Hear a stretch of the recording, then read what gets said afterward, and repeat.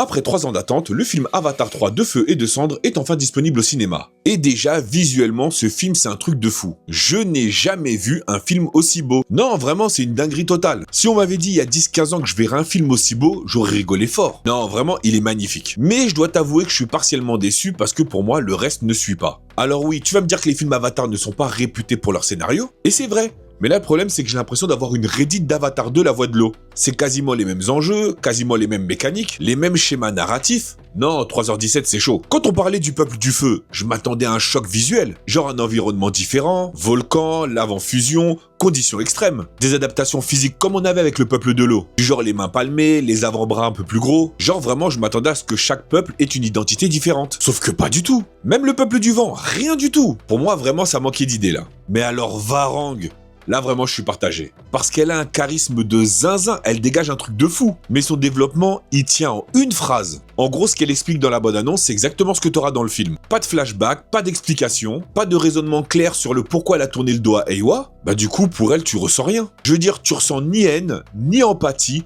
ni attachement. C'est juste neutre et c'est dommage. Même la fin, je l'ai trouvé trop rapide. Du coup, 3h17 pour tout ça, franchement, moi, c'est chaud. Soit fallait raccourcir d'au moins 45 minutes, parce qu'il y a 45 minutes que tu peux enlever facile, soit fallait en profiter pour mieux développer le personnage de Varang. Après, je vais pas te mentir, j'ai quand même passé un super moment en salle. C'est du James Cameron, ça reste une sacrée expérience. Mais très clairement, ça va pas être le film que je retiens de 2025. Il y a des films qui sont devant lui et de loin. Du coup, viens me dire dans les commentaires ce que t'as pensé du film Avatar de feu et de cendres. Et comme toujours, si t'as kiffé la vidéo, bah abonne-toi.